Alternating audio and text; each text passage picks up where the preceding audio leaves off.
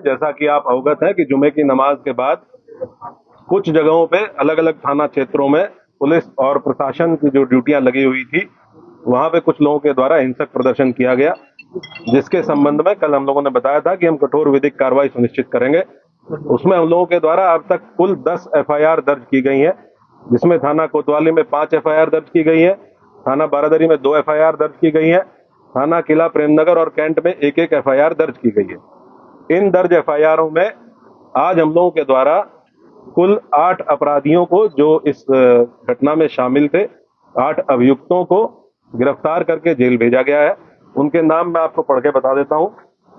मौलाना तौकीर रजा, सरफराज पुत्र सलीम, मनीफुद्दीन पुत्र जरीफुद्दीन, अजीम अहमद पुत्र नसीम अहमद, मोहम्मद शरीफ पुत्र मोहम्मद अहमद, मोहम्मद आमिर पुत्र मोहम्मद जाहिद, रिहान पुत्र राजू और मोहम्मद सरफराज पुत्र समीम। इन 8 लोगों को आज हम लोगों के द्वारा गिरफ्तार किया गया है और जो रिमांड मजिस्ट्रेट है उनके समक्ष पेश करते हुए न्यायिक हिरासत में इनको लिया गया है। कोर्ट के आदेश के उपरांत इनको संबंधित जेल में भेजा गया है।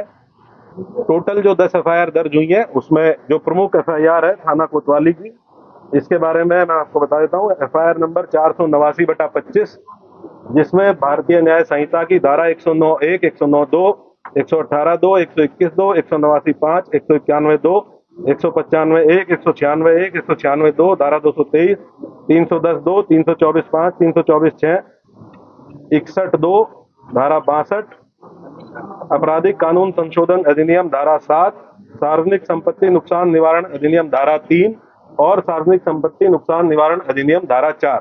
इन समस्त गंभीर धाराओं में जो हमारी प्रमुख एफआईआर है, जो खलील तिराहे पे घटना हुई थी, जिसमें जो पुलिस बल वहां पे लगा हुआ था, मजिस्ट्रेट जो वहां पे लगे हुए थे, इनके द्वारा बहुत संयमित तरीके से वहां जो भीड़ आई अचानक से, उसको रोकने का प्रयास किया गया, समझाने बुझाने का प्रयास किया गया। उसके बावजूद इस भीड़ के द्वारा बैरिकेडिंग को तोड़ के पुलिस बल के साथ दुर्व्यवहार करते हुए इस्लामिया कॉलेज पहुंचने के लिए प्रयास किया गया और उसके अंतर्गत पुलिस के ऊपर हमलावर हुए, पुलिस के ऊपर पथराव किया गया। वहां से हम लोगों के द्वारा जो सामग्री रिकवर हुई है उसके बारे में मैं आपको बता देता हूं। ईंट पत्थर के टुकड़े भारी मात्रा में रिकवर किए गए हैं, चप्पल जूते भारी मात्रा में, पुलिस के टूटे हुए बैरिकेड रिकवर किए गए हैं। वहां से कुछ ब्लेड्स, खोखा कारतूस 12 बोर और 315 बोर के, जो संभवतः फायरिंग में यूज होंगे, वो रिकवर किए गए हैं। जिंदा कारतूस रिकवर किए गए हैं। एक तमंचा 12 बोर का, जो संभवतः वहां किसी उपद्रवी के पास से गिर गया था भगदड़ में, एक ये रिकवर किया गया है। अवैध चाकू, लाठी डंडे और कुछ कांच की टूटी हुई बोतलों के टुकड़े, जिनसे पेट्रोल की बदबू आ रही है, जो संभवतः पेट्रोल भर के लाया गया था। ये सारी चीजें वहां से, जो घटनास्थल था खलील तिराहे का, वहां से बरामद की गई है। 2 वाहन क्षतिग्रस्त हुए हैं, गाड़ी संख्या यूपी 32 EG 3137 और एक मोटरसाइकिल, ये 2 वाहन क्षतिग्रस्त हुए हैं। अभी 8 लोगों को हम लोगों ने गिरफ्तार किया है। टोटल हम लोगों ने 39 लोगों को अब तक हिरासत में लिया है। 8 लोगों को गिरफ्तार करके न्यायिक हिरासत में भेज दिया गया है, जेल भेज दिया गया है। बाकी जितने लोग हैं उनसे हम लोग जो विधिक प्रोसीजर है पूछताछ करते हुए, क्योंकि ये भी बहुत आवश्यक है कि हम इन्वेस्टिगेशन के दौरान ये पता करें कि जो ग्राउंड पे लोग मौजूद थे, जो अलग अलग चौराहों पे पुलिस के साथ मिसबिहेव कर रहे थे, पुलिस के ऊपर हमलावर थे, पथराव कर रहे थे, और इनके पीछे कौन व्यक्ति था जो इनसे लगातार संपर्क में रहते हुए इनको ये करने के लिए उकसा रहा था। तो उस बिंदु पे इनसे पूछताछ की जा रही है। इनके मोबाइल फोन जिन जिनके रिकवर किए गए हैं, उन मोबाइल फोन से भी एविडेंस कलेक्शन किया जा रहा है। हम लोग लगातार ये सुनिश्चित करेंगे कि जो भी अभियुक्त इस घटना में शामिल थे, इन 10 एफआईआर में जो भी अभियुक्त शामिल थे, उन सभी की पहचान सीसीटीवी फुटेज के माध्यम से, जो हमारा मैनुअल इंटेलिजेंस होता है उसके माध्यम से, टेक्निकल इंटेलिजेंस के माध्यम से, और जो हमारे अभिसूचना विभाग है उसके माध्यम से हम लोग एकत्र करेंगे। और जितने भी लोग शामिल थे प्रत्यक्ष या अप्रत्यक्ष रूप से, उनकी गिरफ्तारी और उनके विरुद्ध कठोर कार्रवाई, जैसा कि माननीय मुख्यमंत्री जी और शासन की मंशा है।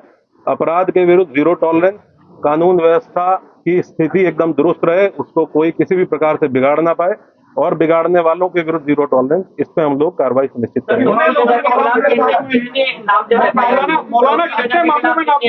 मौलाना कितने मामलों के खिलाफ कितनी एफआईआर? टोटल अभी तक 7 एफआईआर हैं, जिनमें मौलाना तौकीर रजा का नाम प्रकाश में आया है, और हम लोग ये इन्वेस्टिगेशन में भी इसको पार्ट बनाएंगे कि जो लोग, जिन लोगों ने पहले दिन लेटर लिख के दिया था और ये आश्वासन दिया था कि कोई भी भीड़ इस्लामिया की तरफ नहीं आएगी। लोग शांतिपूर्ण तरीके से नमाज पढ़ के और वापस जाएंगे। उसके बाद उन्हीं लोगों ने उसको रात में 2 घंटे बाद अपने ग्रुप पे ये कह के उसको खारिज किया कि ये फर्जी हस्ताक्षर है, जबकि वो हस्ताक्षर उन्हीं 3 लोगों के थे जिन लोगों ने उस पर हस्ताक्षर किए हुए थे। क्या ये पूरा प्लान का आपको लगता है इन्वेस्टिगेशन में अब तक क्या शामिल निकल के सामने आया है, और क्या बाहर के लोग भी बरेली में जो हिंसा हुई है उसमें शामिल? ये डेफिनेटली, क्योंकि ये लगभग 7 दिन से इस चीज की अपील की गई थी और 7 दिन से लगातार पुलिस और प्रशासन के लोग, डीएम साहब और मेरे द्वारा लगातार संवाद स्थापित किया गया। हम लोग इस प्रयास में थे कि संवाद स्थापित करके उसके साथ साथ हम लोग निरोधात्मक कार्रवाई करके सुनिश्चित करेंगे और ये कन्वे करेंगे कि कोई भी ऐसा काम ना किया जाए, कोई भी ऐसा आयोजन ना किया जाए जो विधि विरुद्ध हो। इसके लिए सभी धर्म गुरुओं से संवाद स्थापित किया गया, जनप्रतिनिधियों से संवाद स्थापित किया गया, लेकिन उसके बावजूद भी जिन लोगों के द्वारा ये किया गया उनके विरुद्ध हम लोग कठोर कार्रवाई बिल्कुल इंश्योर करेंगे। जो भी लोग इसमें, ये तो ऑब्वियस सी बात है कि आजकल जो लोग व्हाट्सएप से इसमें संपर्क में थे, हमारी इन्वेस्टिगेशन के दौरान ये भी तथ्य प्रकाश में आए हैं कि कुछ बाहर के आपराधिक तत्व, इस जनपद से बाहर के कुछ आपराधिक तत्व इस जुलूस में शामिल हुए, इस आयोजन में शामिल हुए थे, जिनके द्वारा इस तरह की समस्या पैदा की गई। उनके बारे में भी हम अभी सूचना संकलन कर रहे हैं। ये भी ज्ञात हुआ है कि इसमें एक नदीम नाम का व्यक्ति ये लगातार फोन पे संपर्क में था और इससे व्हाट्सएप कॉल के माध्यम से लोगों की बात हो रही थी और इसके द्वारा भी वहाँ लोगों को उकसाया गया।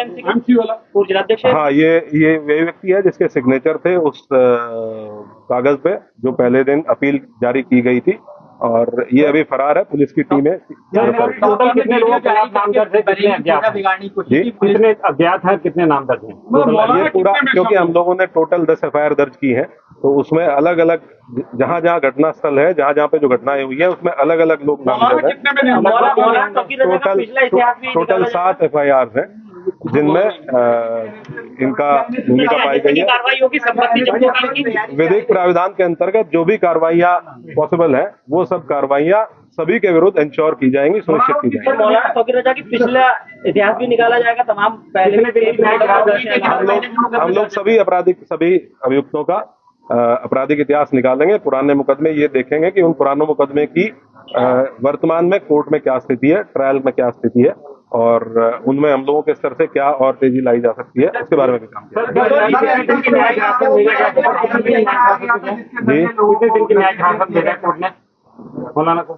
कोर्ट नॉर्मली जब भी कोर्ट के समक्ष पेश किया जाता है तो 14 दिन की न्यायिक हिरासत कोर्ट के द्वारा।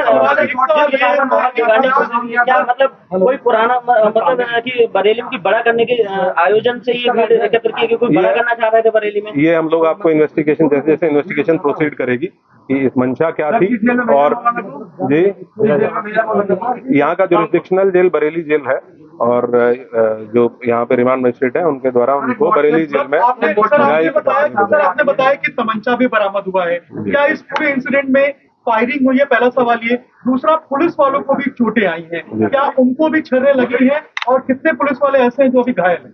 कुल 22 पुलिसकर्मी, कल जब हम लोगों ने अपनी पूरी टीम को गैदर किया, कुल 22 पुलिसकर्मी ऐसे थे जो इंजर्ड थे, जिनका मेडिकल एग्जामिनेशन कराया गया। कुछ 22 पुलिसकर्मी, कुछ लोग ऐसे हैं जिनको डाउटफुल फायर आर्म इंजरीज है, उनका भी फाइनल मेडिकल परीक्षण कराया जा रहा है। जब ये चीज हम लोगों के मेडिकल परीक्षण फाइनल हो जाएगा तो हम लोग आपको इसके बारे में अवगत कराएंगे, लेकिन ये डेफिनेट है कि इसमें अराजक तत्वों के द्वारा फायरिंग की गई। अलग अलग घटना स्थल पे अलग अलग थे, कुछ जगह पे 200-250 लोग अज्ञात में थे, कुछ जगह पे 300-350 लोगों की भीड़ थी।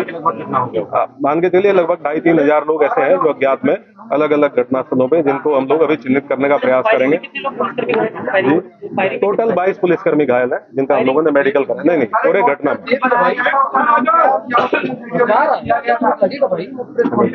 सर, ये टूलकिट का इस्तेमाल किया गया है क्या बरेली में हिंसा फैलाने के लिए? जिस व्हाट्सएप ग्रुप की आप बात कर रहे हैं, क्या सोशल मीडिया के जरिए प्रोपेगेंडा फैलाया गया था? क्योंकि कानपुर की घटना का बरेली में बार बार जिक्र आ रहा था, जब हम भी बात कर रहे थे कानपुर की घटना। ये हम लोग इन्वेस्टिगेशन के दौरान अगर कोई इस तरह की चीज हम लोगों के सामने आएगी तो मोस्ट डेफिनेटली उसको आप लोगों के साथ शेयर करेंगे। और मैं आप लोगों को इसके माध्यम से एक चीज और बताना चाहूंगा कि हम लोग किसी भी निर्दोष व्यक्ति को किसी भी प्रकार से प्रताड़ित नहीं किया जाएगा, किसी भी ऐसे व्यक्ति को जो इस घटना में शामिल नहीं था उसको परेशान नहीं किया जाएगा। और जो इस घटना में शामिल थे या प्रत्यक्ष या प्रत्यक्ष रूप से शामिल थे उनको बख्शा नहीं। सर अब तक कितनी गिरफ्तारी हो चुकी है?